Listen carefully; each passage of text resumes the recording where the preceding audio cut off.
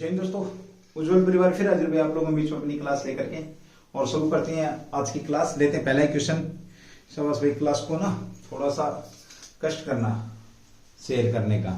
चलिए भाई, पहला ही क्वेश्चन चर्चा में आपका ट्रिपल बी क्वेश्चन नंबर 1 की अगर हम बात करते हैं तो चर्चा में आपका triple B B B B चर्चा में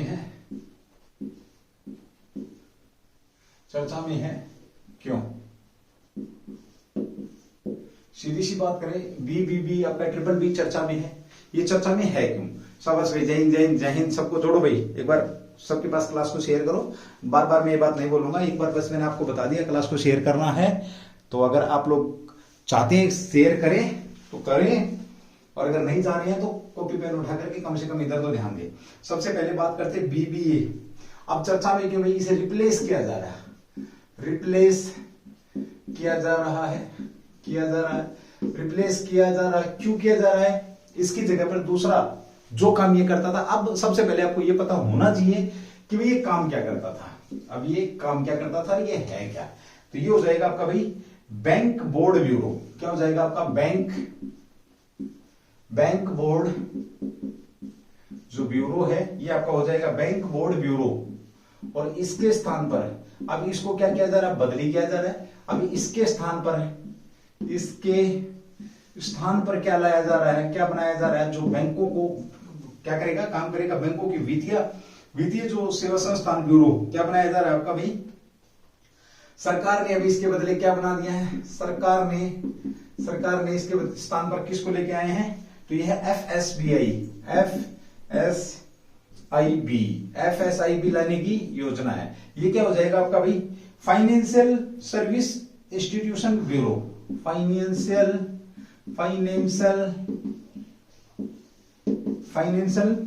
आपका फाइनेंशियल सर्विस इंस्टीट्यूशन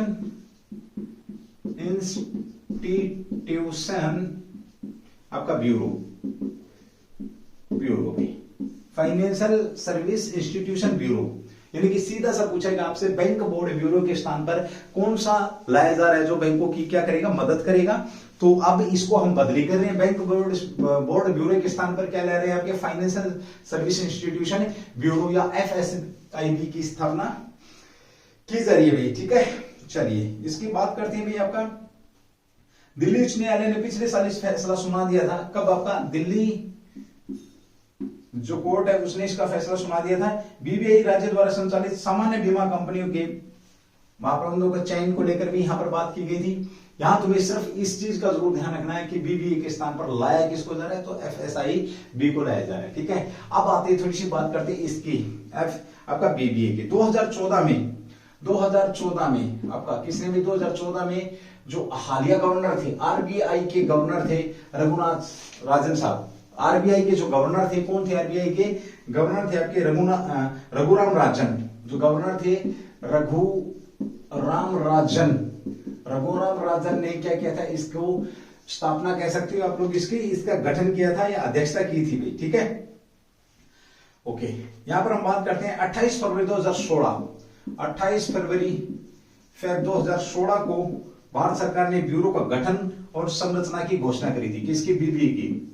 तो कब सरकार ने 28 फरवरी 2016 को गठन और संरचना की घोषणा करी थी। 1 अप्रैल 2016 से इसने अपना काम शुरू कर दिया था। 1 अप्रैल 2016 से इसने क्या किया? अपना काम शुरू कर दिया। ठीक है, चलिए भाई, यहां पर यह बात आती कि करता क्या? तो ये बैंकों के लिए अपना काम करता है। बैंकों के लिए ये सारी की सारी चीजें आपकी किससे? फाइनेंस से जुड़ी हुई हैं। सीधी सी बात करें, क्वेश्चन नंबर 1 BBI के स्थान पे आपको क्या आ रहा है आपका? तो FSBI आ रहा है। ठीक है, बैंक बोर्ड ब्यूरो इसकी फुल फॉर्म हो जाएगी, फाइनेंशियल सर्विस इंस्टीट्यूशन ब्यूरो हो जाएगी। इसी के साथ हम बात करते हैं 2014 में SBI जो RBI के रघुराम राजन थे, इन्होंने करवाया था। ठीक है, जो आपके किसके पीजी नायक की अध्यक्षता में एक समिति का गठन किया था। पीजी नायक जो साहब थे, इनकी अध्यक्षता में एक समिति का गठन किया था।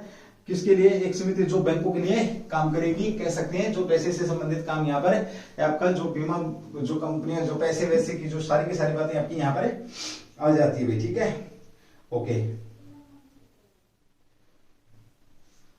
अगला भी आपका 2014 हो गया। फिर उसके बाद 28 फरवरी 2016 को क्या किया गया है, यहां पर इसका गठन और संरचना की बात हुई। 1 अप्रैल 2016 से इसका क्या किया गया, इसका कार्य प्रारंभ किया गया, कार्य आरंभ किया गया। ये भी आपका क्वेश्चन यहाँ पे बनता है। चलिए अगले क्वेश्चन की बात करते हैं, क्वेश्चन नंबर 2। क्वेश्चन नंबर 1 था आपका बीबीए को लेकर के, अगला क्वेश्चन हम बात करेंगे क्वेश्चन नंबर 2 की, जो कि आपके बीच में आ ही चुका है। ठीक है भाई, चलिए अगला क्वेश्चन में आपका FATF चर्चा में है, क्यों?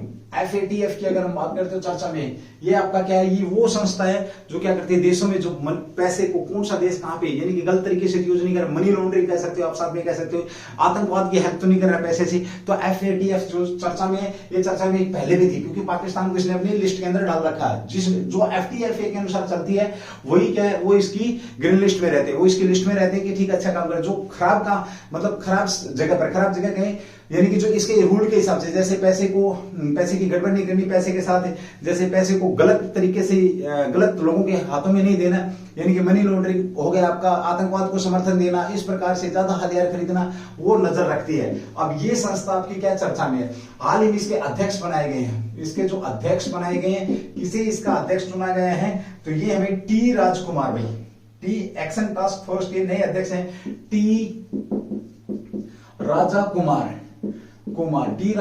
कुमार इसके क्या है, अध्यक्ष चुने गए हैं। ये आपका है financial action task force, financial action task force आपकी ये है, फाइनेंशियल एक्शन टास्क फोर्स आपकी ये है, जिसके नए अध्यक्ष कौन बनाए गए, भारत के टी राजा कुमार को नए अध्यक्ष बनाए गए, ध्यान रखेंगे भाई। ठीक है, ओके। इन्होंने किसके स्थान पर मार्क्स पिलियर का स्थान लिया है, मार्क्स पिलियर किसका स्थान की बात करें, स्थान किसका लिया इन्होंने, तो मार्क्स पिलियर का स्थान लिया है। इन्होंने किसका स्थान लिया है, मार्क्स पिलियर का स्थान लिया है। ये भी आपका चर्चा के अंदर बना हुआ है। ठीक है भाई, ओके। टी राजकुमार कितने वर्ष के लिए, तो 2 वर्ष के लिए आपके ये चुने जाएंगे, यानी कि कौन सा देश किस प्रकार से पैसे खर्च कर रहा है, या किस प्रकार से जो आपका पैसा यूज कर रहा है, उसके ऊपर ये नजर रखता है पूरे विश्व के देशों में। इसकी नजर में कौन चढ़ा हुआ आपका, पाकिस्तान इसकी नजर में क्यों चढ़ा हुआ है, क्योंकि वो आतंकवाद को समर्थन देता है, आतंकवाद पर क्या करता है, पैसा खर्च करता है। ये भी आपका शानदार क्वेश्चन यहाँ पे बनता है। देखिए FAT की बात करें, फाइनेंशियल एक्शन टास्क फोर्स आपकी है। ठीक है, इसके अभी कौन, टी राजकुमार इसके क्या बनाए जा रहे हैं, अध्यक्ष बनाए जा रहे हैं, 2 वर्ष के लिए चुने जा रहे हैं। इससे पहले कौन था, तो मार्क्स पिलियर का स्थान लेंगे। काम क्या, इसका पैसे की देखरेख करना कि पैसा कौन किस प्रकार से यूज कर रहा है। ठीक है भाई, चलिए ये क्वेश्चन पहले करा चुका हूं, इसलिए इस पर ज्यादा बात नहीं करेंगे। ठीक, मतलब सिर्फ राजा कुमार आपको बताया गया है, बाकी इससे ये कैसे ग्रे लिस्ट जो के अंदर आपका डाल के रखते हैं। अगले क्वेश्चन की बात करें, क्वेश्चन नंबर 3 आपके बीच में भी। ठीक है, चलिए। तेंजिंग नोर्गे राष्ट्रीय सहायक पुरस्कार कौन सा मंत्रालय द्वारा दिया जाता है, तेंजिंग जो चर्चा में हुई, तेंजिंग नोर्गे राष्ट्रीय साहसिक पुरस्कार कौन सा मंत्रालय देता है,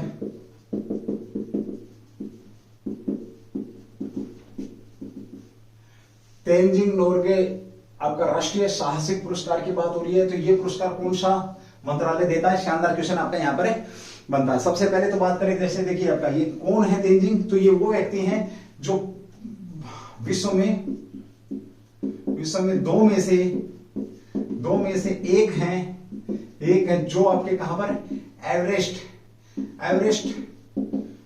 पर चढ़ने या एवरेस्ट पर तिरंगा लहराने वाले, तिरंगा या फतेह करने वाले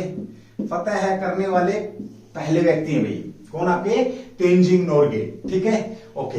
एवरेस्ट पे चढ़े थे, तो इनके साथ कौन थे, दूसरे व्यक्ति कौन थे इनके साथ, दूसरे व्यक्ति की अगर मैं बात करूं तो एडम थे इनके साथ। दूसरे व्यक्ति कौन थे, एडम हेलरी साहब इसके साथ थे। ठीक है, अभी इनके नाम पर एक पुरस्कार स्टार्ट किया गया है, साहसिक पुरस्कार। इनके नाम पर क्या किया गया है, एक पुरस्कार स्टार्ट किया गया है, एक पुरस्कार आरंभ किया गया है। अब पूछिए इस पुरस्कार का संबंध किससे है, तो साहसिक साहसिक कार्यों से संबंधित है, संबंध रखते हैं। यानी कि कोई व्यक्ति अगर साहसिक कार्य करता है तो उसे ये पुरस्कार दिया जाता है। इस पुरस्कार में दिया क्या जाता है भाई, देखना, एक ब्लेजर, वो भी आपकी कैसी, रंगीन ब्लेजर होती है। साथ में कह सकते हो आप साड़ी, अगर कोई साड़ी पहनने वाला व्यक्ति होता तो उसे साड़ी भी पहनाती है, ठीक है। ओके, साथ में क्या मिलता है इनको, एक प्रमाण पत्र दिया जाता है, याद रखना। और क्या मिलता है इनको, एक कांस्य की मूर्ति मिलती है, कांस्य की मूर्ति प्रदान करी जाती है भाई, ठीक है। और क्या दिया जाता है इनको, 15 लाख रुपए भाई, 15 लाख रुपए दिए जाते हैं जो इस प्रकार के साहसिक कार्य करता है, ठीक है। तो दुनिया में पहली बार एवरेस्ट का फतह करने वाले आपके जो तेंजिंग थे नोर्गे, जिनके साथ एडम हेनरी भी थे, दोनों व्यक्ति थे।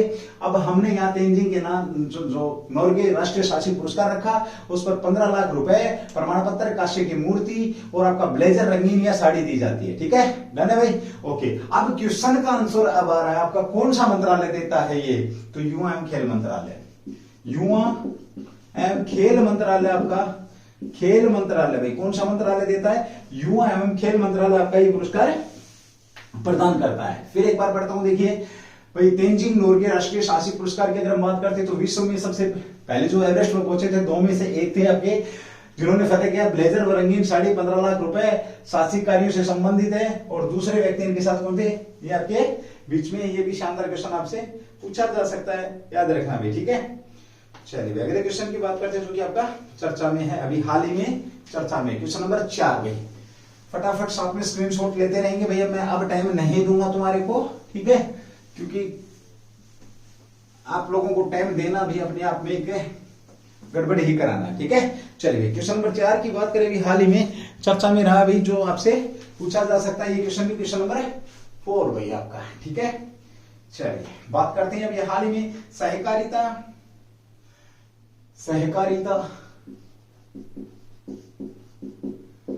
सहकारिता एक बेहतर विश्व के निर्माण के लिए, एक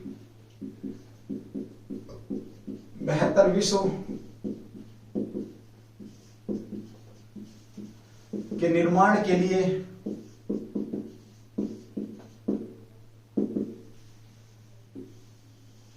यह एक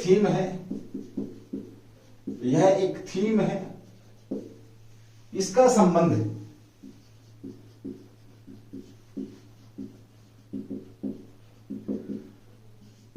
किससे रहा है। बड़ा शानदार क्वेश्चन है आपका, ठीक है। चलिए हम बात करेंगे इसकी कि भाई आपका सहकारिता एक बेहतर विश्व के निर्माण के लिए, सहकारिता एक बेहतर विश्व के निर्माण के लिए ये आपकी क्या है, यह एक थीम है, इसका संबंध किससे है। बहुत शानदार क्वेश्चन भी आपका, और पूछे जाने की प्रबल संभावना रहेगी।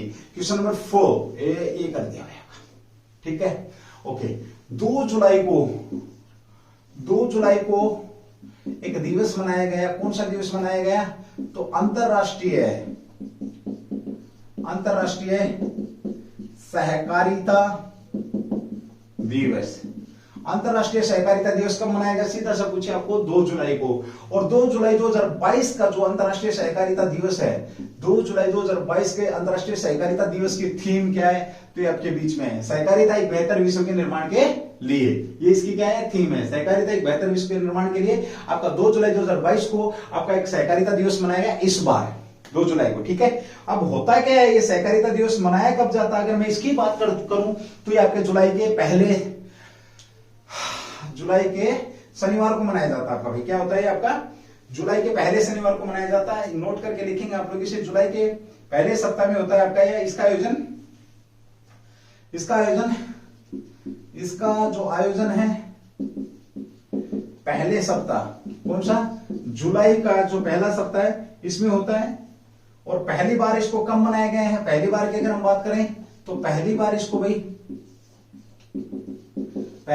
मनाया गया, कब मनाया गया आपका, तो ये 1995 में इसको मनाया गया है, याद रखना भाई, 1995 में बनाया गया है। सहकारिता को बढ़ावा देने के लिए उद्देश्य क्या है इसका, उद्देश्य केवल इतना ही है, उद्देश्य की अगर मैं बात करूं, उद्देश्य सहकारिता को बढ़ावा देना, इसका क्या है, उद्देश्य है। शाबाश भाई शाबाश, आज तो कुछ लोग आ रहे हैं कुछ जा रहे हैं, खैर ये तो रोज का ही काम है सर, है ना। किसने आना वो आएगा, जिसने जाना वो जाएगा, है ना। ठीक है, शाबाश भाई। एक बार फिर बात करते हैं। देखिए, सहकारिता एक बेहतर विश्व के निर्माण के लिए एक थीम है आपका। 2 जुलाई को अंतरराष्ट्रीय दिवस मनाया जाता है आपका। जुलाई के प्रथम वीक में मनाया जाता है, शनिवार को मनाया जाता है। तो इस बार 2 जुलाई को बढ़ रहा है आपका, तो 2 जुलाई को मनाया गया अंतरराष्ट्रीय सहकारिता दिवस। पहली बार कब मनाया गया आपका? 1995 में। उद्देश्य क्या है? सहकारिता को बढ़ावा देना। तो भारत का अगर नया मंत्रालय पूछे, भारत का नया मंत्रालय या सबसे नया मंत्रालय कौन सा है, तो ये आपका सहकारिता जो मंत्रालय है यही है। मंत्री कौन इसके? अमित शाह क्या है? सहकारिता मंत्रालय के नए मंत्री हैं, ये भी ध्यान रखना भाई। सहकारिता मंत्रालय के जो गृह मंत्री भी हैं साथ में अमित शाह, और क्या आपके सहकारिता मंत्रालय भी इन्हीं के पास है। अब बात आती मंत्रालय की, अगर मैं बात करूं तो देखिए, अगर मैं बात करता हूं तो भारत की जो अंतरिम सरकार थी, भारत की अंतरिम सरकार में मंत्रियों की संख्या कितनी थी? 14। उसके बाद 1947 के बाद जो आपकी कह सकते हैं जो प्रथम सरकार बनी आपकी, कब? जब देश के अंदर आम चुनाव 1951-52 में, दूसरी बार तक कितनी थी? तब भी इनकी 14 मंत्रियों की संख्या कितनी थी? 14। उसके बाद यहां पर अब बात आती कि वर्तमान में कितने मंत्री हैं मोदी के मंत्रिमंडल में, तो 48 मंत्री मोदी के मंत्रिमंडल में। भाई कौन सी लोकसभा आपकी? 17वीं लोकसभा के अंदर कितने मंत्री आपके? 78 है। यहां एक क्वेश्चन मैं आप लोगों से पूछूंगा, याद रखना, जल्दी से कमेंट्स करके बताएंगे मेरे प्रिय स्टूडेंट, मेरे प्यारे भाई बहन, बताएंगे जल्दी कमेंट्स करके कि हमें पता है कि 15% मंत्री हम यहां पर बना सकते हैं। कितने प्रतिशत? 15% यहां पर मंत्री बना सकते हैं। तो एक तो क्वेश्चन नंबर 1 मेरा कि संसद के टोटल सदस्यों में से 15%, यानी कि जो आपके 245 देखना भाई, 245 आपके 245 प्लस कितने आपके 543, यानी कि आपके 5 और 3 8 और 4 4 8, 788 लोगों का 15% होता है या 543 का 15% होता है? पहला क्वेश्चन तो ये, जल्दी कमेंट्स करके बताएंगे, मुझे देखता हूं किसमें कितना दम है। दूसरा क्या है भाई आपका? दूसरा यहां पर ये है कि इसे 15% इसे कब लागू किया गया कि 15% से ज्यादा मंत्री नहीं होंगे? ये भी आपका शानदार क्वेश्चन है। यहां पर बात आती है कि 17वीं लोकसभा में सबसे कम आयु की मंत्री कौन है? तो चंद्राणी मुर्मू जो है वो आपकी सबसे कम आयु की क्या है? मंत्री है। ये भी क्वेश्चन आपके बीच में है भाई। चलिए ठीक है, अगली बात करते हैं। क्वेश्चन नंबर 5 था शायद ये आपका भाई। स्क्रीनशॉट वगैरह जो कुछ लेना है अपने भाई, जैसे कुछ करना कर सकते हैं इसका। ठीक है, मैं एक बार रफ कर रहा हूं। क्वेश्चन नंबर 6 की बात करेंगे। क्वेश्चन नंबर भूल ही जाता हूं मैं ना, छोड़ दो फिर, क्वेश्चन नंबर छोड़ ही दो।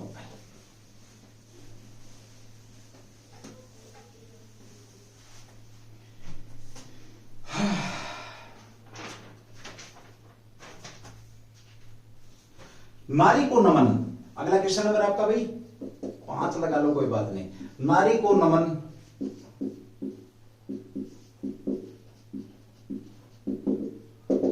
नारी को नमन योजना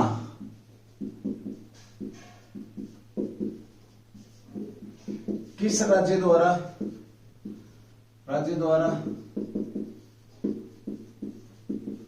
आरंभ की गई है? नारी को नमन योजना किस राज्य के द्वारा आरंभ की गई? शानदार क्वेश्चन आपका यहां पर ये बनता है। हम बात करें किसकी? नारी को नमन, यानी कि सीधी सी बात है, नारियों को सम्मान देने के लिए किस राज्य ने एक योजना लॉन्च की है? आप इसका संबंध थोड़ा सा बात करता हूं मैं, ध्यान रखना भाई।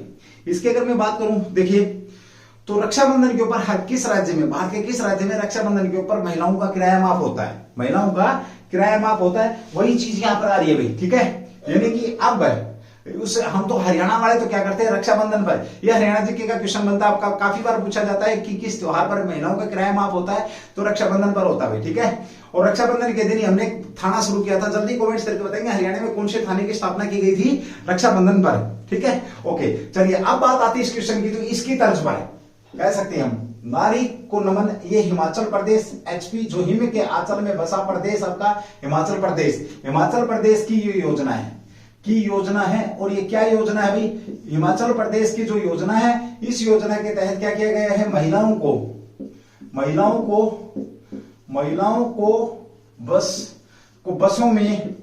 बसों में जो किराया है, किराया कितना प्रतिशत कम कर दिया? 50% किराया कम कर दिया गया भाई। महिलाओं के लिए बसों में जो किराया किया गया है कितने प्रतिशत कम किया गया है, तो 50% यहाँ पर किराया कम कर दिया गया है। ये क्वेश्चन आपके लिए शानदार बनता है, ठीक है।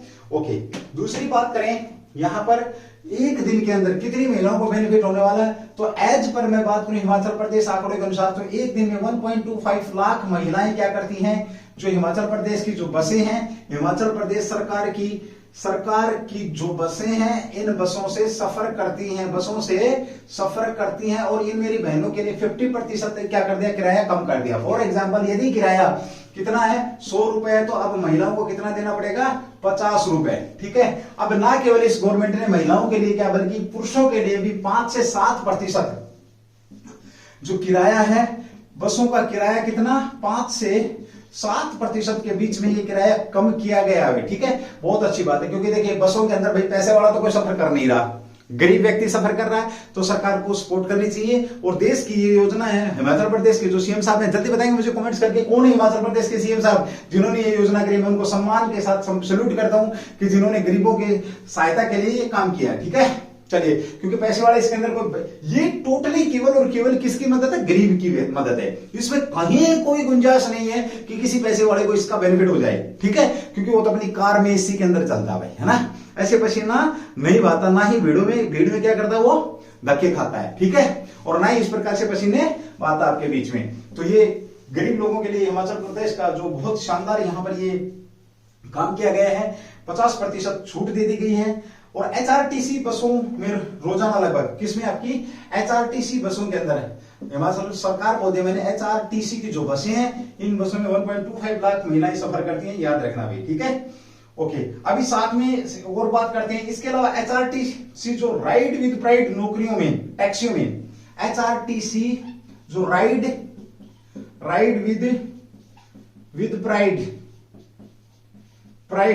विद प्राइड जो आपसे पूछे, राइड विद प्राइड, इसमें हिमाचल प्रदेश ने क्या किया, 25 महिला ड्राइवर, भाई 25 आपकी क्या है, महिला ड्राइवरों के पद भरे जाएंगे। 25 महिला ड्राइवरों के क्या करे जाएंगे, पदों को भरा जाएगा, याद रखना, पद भरे जाएंगे। और साथ में 250 पद और है जो महिलाओं के राइड विद प्राइड के तहत कितने महिलाओं के, 25 पद महिलाओं के भरे जाएंगे ड्राइविंग पे, ठीक है। और साथ में हम बात करते हैं 265 पदों पर मैकेनिक, इलेक्ट्रिशियन और आदि पद यहां पर भरे जाएंगे।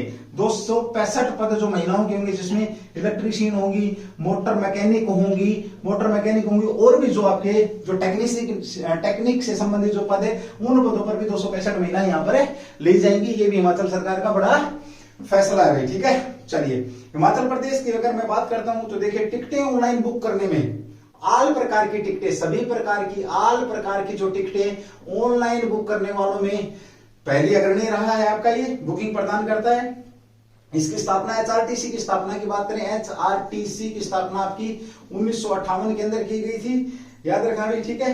और 2 अक्टूबर 1974 की अगर मैं बात करता हूं, जब हिमाचल प्रदेश में स्थानांतरित किया गया था, तो 2 अक्टूबर 1974 को इस निगम को हिमाचल सरकार के साथ क्या कर दिया गया, विलय कर दिया गया। ये भी आपका यहां पर क्वेश्चन बनता भी, ठीक है।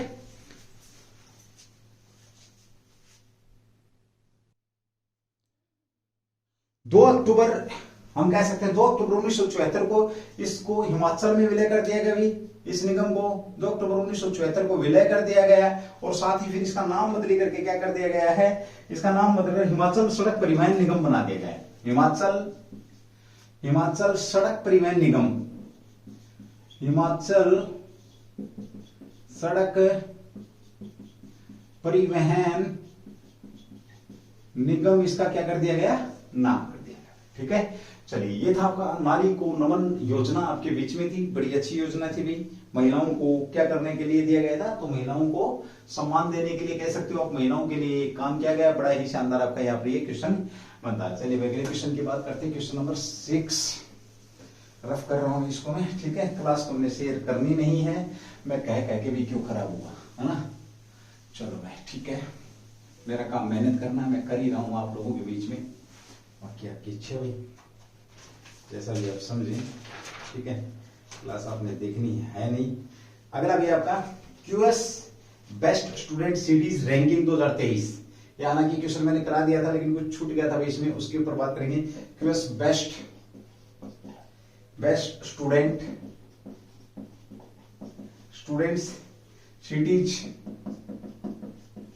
सिटीज रैंकिंग 2023 की यहां पर बात हो रही है, जारी की गई है, रैंकिंग जारी की गई है। मैंने ये तो बता दिया था कि भारत में कौन सा पहला नंबर पे है, तो जो यानी कि इसको कह सकते हैं कि विदेशों के जो स्टूडेंट हैं वो किस शहर को सबसे ज्यादा पसंद करते हैं या उनके रहने लायक है। इसमें बहुत सारी चीजें आपका जैसे विश्वविद्यालय वहां के मानक लिए जाते हैं और भी बहुत सारी चीजें यहाँ पर आपकी आती हैं। तो क्यूएस बेस्ट स्टूडेंट ये पूरे विश्व की बात करता है। देखिए सबसे पहले बात करें QS best student city ranking 2023 में प्रकाशित, हाल में प्रकाशित हुई है, हाल ही में प्रकाशित हुई है अभी आपकी ये, ठीक है। ओके, इसमें सर्वश्रेष्ठ शहर, सबसे जो अच्छा शहर है, अच्छा शहर किसी माना गया है तो ये आपका लंदन भाई, लंदन को अच्छा शहर माना गया है। पहले नंबर पर आपका लंदन है। दूसरे नंबर पर अगर मैं बात करूं, चलो इससे पहले मैं बात करूं, देखो इसका संबंध सीधा सा किसी है कि अंतरराष्ट्रीय लेवल के जो स्टूडेंट है किस शहर को सबसे अच्छा पसंद करते हैं, सबसे अच्छा मानते हैं, कहां पे पढ़ाई का माहौल है, कहां पे विश्वविद्यालय अच्छी सुविधाएं प्रोवाइड करा रहा है, और भी बहुत सारी चीजें यहां पर ये मानक लेकर के चलते हैं। तो इस रिपोर्ट में लंदन को पहला नंबर दिया गया है। किसको दिया गया है? लंदन को विश्व के अंदर पहला नंबर दिया गया है। पहला अगर पूछे, पहला विश्व में पहला क्या आपका लंदन है, सर्वश्रेष्ठ स्थान दिया है। दूसरी बात करें इसके बाद दूसरे नंबर पर अगर मैं बात करूं, सेकंड पे कौन आपका सियोल है, सियोल। और उसके बाद थर्ड पर कौन आता है आपका म्यूनिक, म्यूनिक है तीसरे स्थान पर। चौथे नंबर पर कौन आपका ज्यूरिक, फोर्थ नंबर पर आपका ज्यूरिक है,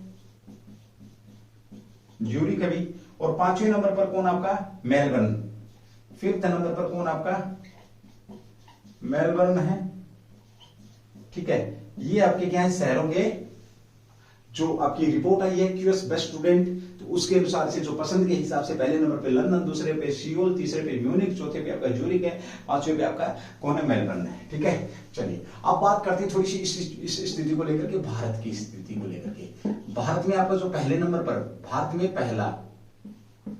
पहला नंबर किसका भी आपका मुंबई का। भारत में पहले नंबर पर कौन आ रहा है आपका मुंबई आ रहा है। और उसके बाद कौन से नंबर पे आपका भारत का सर्वश्रेष्ठ शहर मुंबई है। ओके, वैश्विक स्तर पर इसको कौन सा स्थान दिया गया है? 103वां नंबर पड़ा है इसका वैश्विक स्थान पर, और वैसे भारत में पहला है। दूसरा स्थान की अगर हम बात करें, दूसरा कौन सा आपका जाता है बेंगलुरु है। दूसरे स्थान पर कौन आता है आपका बेंगलुरु है, बेंगलुरु है। इस लिस्ट के हिसाब से ये 114वां स्थान इसका यहाँ पर वैश्विक स्तर पर है, ठीक है।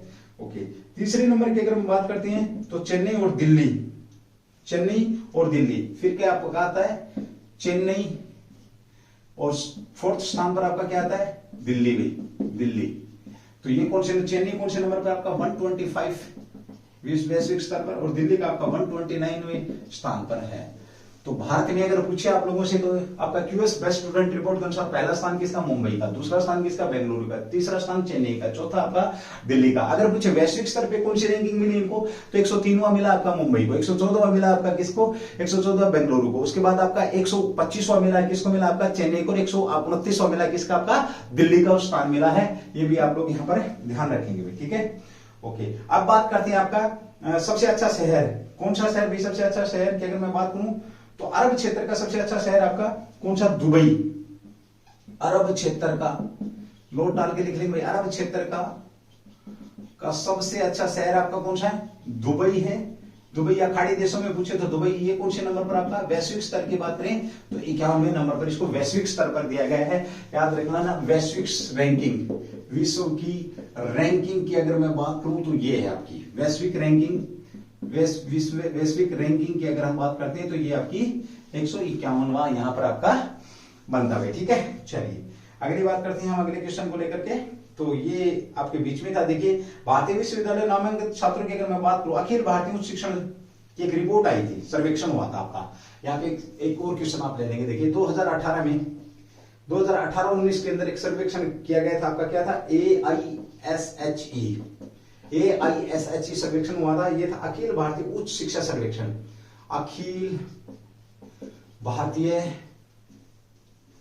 उच्च शिक्षा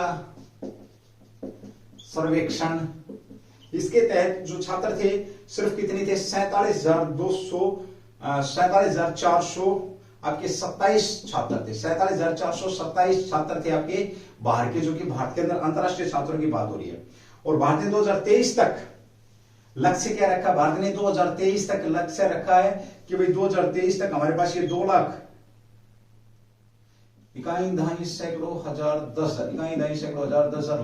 2 लाख छात्र हमारे पास अंतरराष्ट्रीय लेवल के होने चाहिए, ये लक्ष्य रखा है। शानदार क्वेश्चन आपका पूछ लेगा कि भारत के अंदर जो आपकी AISHA की जो रिपोर्ट थी, उसके अनुसार अखिल भारतीय उच्च शिक्षण संस्थान की जो रिपोर्ट थी सर्वेक्षण की, उसमें 47,427 छात्र थे। और 2023 का हमने लक्ष्य रखा 2 लाख छात्रों का, और ये पूरी की पूरी सिचुएशन आपके बीच में है। चलिए अगले क्वेश्चन की बात करते हैं। क्वेश्चन नंबर आपका 7, जो कि आपसे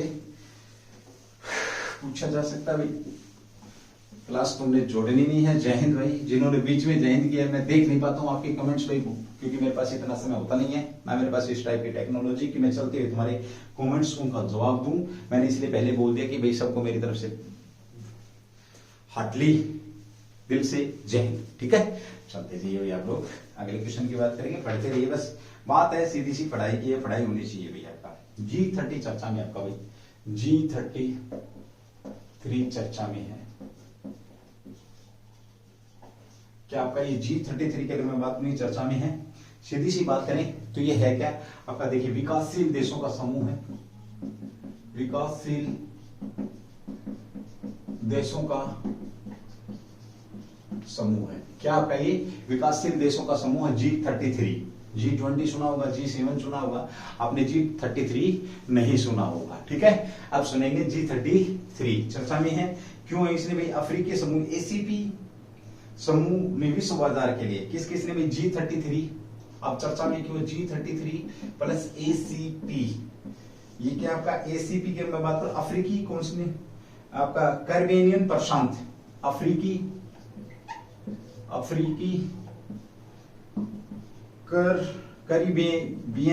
कैरिबियन और प्रशांत भाई, प्रशांत। ठीक है, अफ्रीकी, कैरिबियन और प्रशांत, ACP।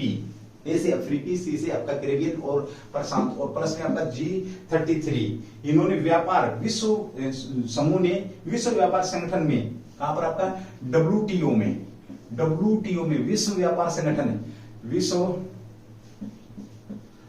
विश्व व्यापार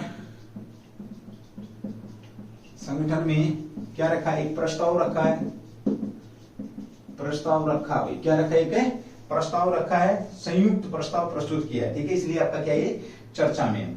अब इसकी स्थापना G33 की बात करूं मैं, देखिए इसकी 2003 में कैनकन मंत्रिपरिषद सम्मेलन में स्थापित किया गया था। आपका ये 2003 में कहां पर आपका कैनकन जो मंत्रिपरिषद सम्मेलन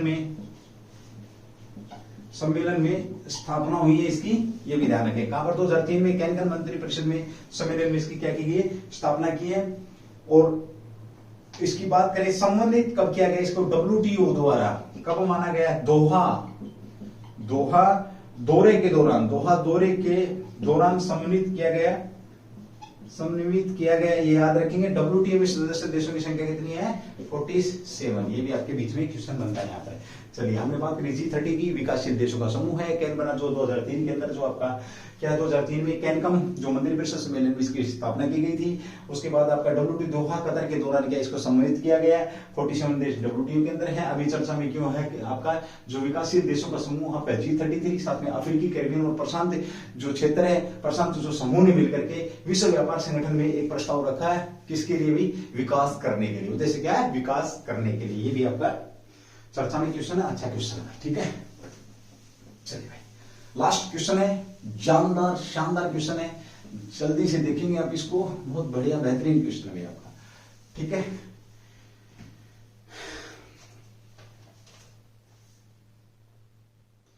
हार्नेस ग्रीन हाइड्रोजन रिपोर्ट किसने जारी करी है।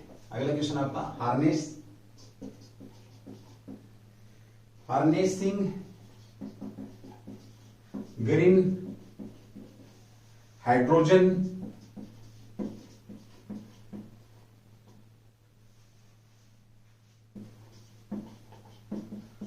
रिपोर्ट किसने जारी करी? हार्नेस ग्रीन हाइड्रोजन रिपोर्ट किसने जारी की है? ये अच्छा क्वेश्चन है आपका। तो सबसे बात करते हैं इसको किसने? नीति आयोग ने भाई, नीति आयोग द्वारा जारी करी गई है। ठीक है, किसने जारी करी है? नीति आयोग द्वारा जारी की गई। इस रिपोर्ट का नाम क्या है भाई? इसका जो शीर्षक है तो ये है पूरा हार्नेस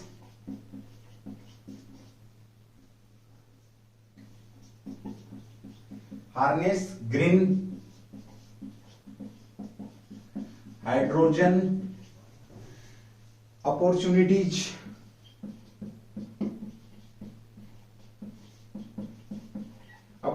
फॉर डिकार्बनाइजेशन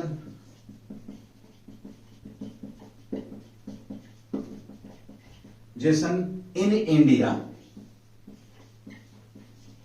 अब ये पूछेगा आप लोगों से, हार्नेस ग्रीन हाइड्रोजन आपका opportunity for decarbonisation in India, ये शीर्षक, इसका ये रिपोर्ट किसने जारी की है? इस शीर्षक से जो रिपोर्ट जारी करी वो किसके द्वारा जारी की गई? आपकी नीति आयोग के द्वारा जारी की गई, याद रखना भाई। रिपोर्ट दिल्ली स्थित थिंक टैंक RMI इंडिया के सहयोग से तैयार की। सहयोगी पूछे, सहयोगी की अगर हम बात करते हैं तो RMI इंडिया के सहयोग से, किसके सहयोग से? तो RMI इंडिया के सहयोग से क्या किया गया? इसकी स्थापना की गई है, याद रखेंगे भाई। ठीक है, ओके। एक रिपोर्ट के अनुसार क्या 2050 तक हाइड्रोजन, भारत में हाइड्रोजन की मांग 2050 तक हाइड्रोजन की मांग कितनी हो जाएगी? 2 गुना आपकी मांग हो जाएगी हाइड्रोजन की।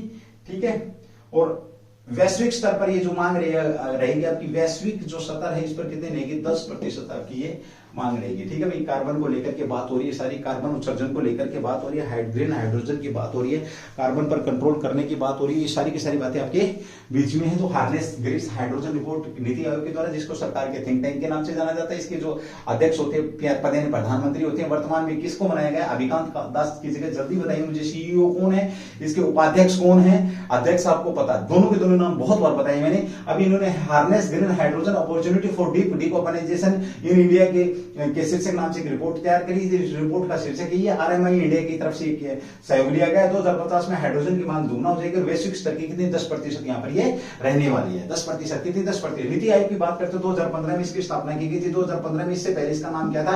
तो योजना आयोग नाम था। सरकार के थिंक टैंक के नाम से इसको जाना जाता है। यानी कि सरकार में सोचने का काम किसका होता है? इसी का रहता है। किसका रहता है? इसी का रहता है। अभी इसने, अगर हम बात करते हैं तो भारत में 0% कार्बन उत्सर्जन की अगर मैं बात करूं तो 2070 में भारत में जो कार्बन उत्सर्जन 0% तक लाने का जो टारगेट लक्ष्य आपका 2070 का है। साथ में यहाँ पर 2030 में जब आपके सस्टेनेबल गोल की बात करें, 2030 के अंदर सस्टेनेबल डेवलपमेंट जो गोल है आपके 17 जो अचीव कर रहे हैं, तो वहां पर कार्बन कितना प्रतिशत कार्बन कम करने की यहाँ पर बात हुई है।